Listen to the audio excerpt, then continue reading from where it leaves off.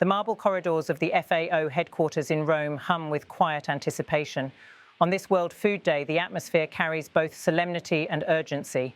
Delegates from across continents fill the plenary hall, and at the centre of it all walks Pope Leo XIV, a figure both gentle and commanding, his white robes a contrast to the sea of dark suits and translation headsets. Cameras flash, the applause fades, and then his voice, calm, resonant, deliberate, cuts through the silence.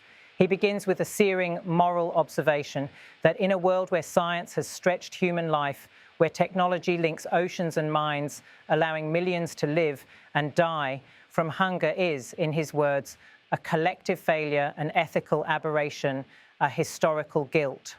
The line lands heavy. You can almost feel the stillness in the room.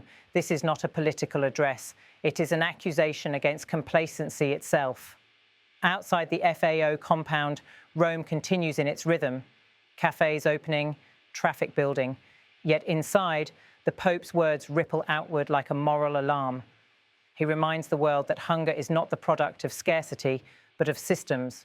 Systems that waste, that exclude, that have lost their soul. A soulless economy, he calls it, one that demands a reordering of human priorities, where profit has come to outrun compassion.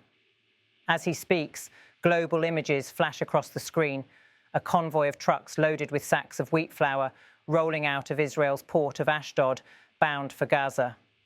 Their cargo, a simple staple, becomes a symbol of both survival and obstruction. Each bag represents a bureaucratic battle, inspections, permits, delays, and each delay means another night of hunger. From there, the scene shifts. In the crowded alleys of Khan Yunis, children clutch metal pots, standing in line at a soup kitchen. The camera lingers on their faces, anxious, patient, hopeful. Steam rises from a pot of rice, ladled carefully into their containers. A mother whispers thanks to a volunteer, and for a moment, the idea of food security stops being a policy term and becomes what it truly is, the difference between life and death. The Pope's message echoes over these images, a plea to restore dignity to the human act of eating.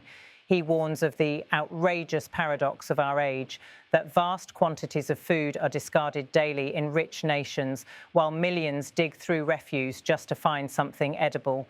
His tone remains composed, but the indictment is clear. Waste is not just an economic flaw, it is a moral failure. The World Food Programme's latest report only deepens the alarm. It estimates that 319 million people around the globe face acute food insecurity, 44 million of them at emergency levels. That is nearly the population of Spain and Canada combined, living in the shadow of starvation. The Pope knows these numbers. He quotes them not as statistics, but as a wound. In Sudan, where conflict has shattered markets and displaced millions, communal kitchens scrape together meals for crowds that grow by the day. In El Fasher, children gather around makeshift tables, sharing bowls of lentils and bread. A girl waits quietly in line, her face thin, her eyes fixed on the pot ahead. She is one of millions whose hunger is not caused by drought or misfortune, but by war. That, too, is a point Pope Leo XIV refuses to leave unspoken. Food, he says, has once again become a weapon of war. The mention of Ukraine, Gaza, Haiti, Afghanistan, Yemen, and South Sudan pierces the conference hall like a litany of human suffering. He denounces the deliberate starvation of populations, the blockade of supplies, the bombing of bakeries, and the destruction of farmland.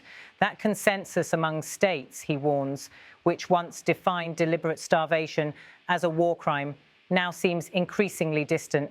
His words remind the audience that international humanitarian law prohibits, without exception, attacks on civilians and on objects essential to their survival, water systems, food depots, fields. Yet the world has watched these very protections crumble.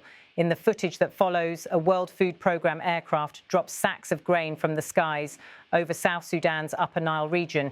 People rush forward to gather the parachuted packages, a surreal image of survival in the 21st century, where feeding the hungry often requires falling food from the air. The voiceover softens as the Pope's speech ends and applause rises. But the tone remains reflective. What happens after the applause? Outside, a reporter catches the reaction of delegates. Some nod solemnly, others look uneasy. Everyone agrees with the moral clarity of his words, yet few seem sure how to translate them into policy. The journalist's voice carries this paradox forward. In an age of abundance, why does hunger still define so many lives? The answer lies not in production, but in distribution, not in nature, but in neglect. The film takes viewers to Haiti, where fuel shortages and gang control choke off food deliveries, to Afghanistan, where a collapsing economy drives families to sell possessions, and sometimes their children, for a bag of flour, to Yemen, where port blockades turn aid into ransom. Each vignette underscores what the Pope calls ethical aberration. He is not appealing to charity, he is demanding justice. His address at the FAO's 81st anniversary is less a sermon than a summons, a reminder that international institutions exist not to manage despair, but to end it. Back in Rome, the scene turns contemplative. The camera shows empty chairs as the hall clears, the Pope exiting slowly, surrounded by aides. His message lingers in the air, that hunger is not a destiny, but a decision, one made collectively through policies, priorities, and indifference. A brief montage follows. Warehouses in Jordan stacked with aid pallets, cargo planes bound for Somalia, volunteers in Nairobi sorting rice into smaller bags. The narrator explains that while global hunger funding remains at record lows, demand for assistance has never been higher. The World Food Programme, facing 40% cuts, warns that 13.7 million people could slip into extreme hunger within months. Behind each figure lies a face. The script weaves between the Pope's words and the world's images. A child spooning soup in Gaza, farmers returning to barren fields in Ukraine, an aid worker wiping sweat in Sudanese heat. These scenes are not isolated tragedies. They are chapters of a global crisis unfolding in real time. Pope Leo XIV's moral vision draws on both faith and pragmatism. He does not speak of miracles, but of mechanisms: fair trade, equitable markets, sustainable agriculture, and peace as the precondition for nourishment. He challenges the soulless economy that treats food as a commodity instead of a right. His language, though rooted in theology, resonates like an investigative report on humanity's priorities. As the film moves toward its close, the narration reminds viewers that the 85th anniversary of the FAO is not merely a commemoration of the past, but a test of the present. 8 decades after its founding, the agency faces its greatest paradox, that hunger persists not because the world cannot feed itself, but because the will to do so remains divided. The voiceover slows, the tone turns intimate.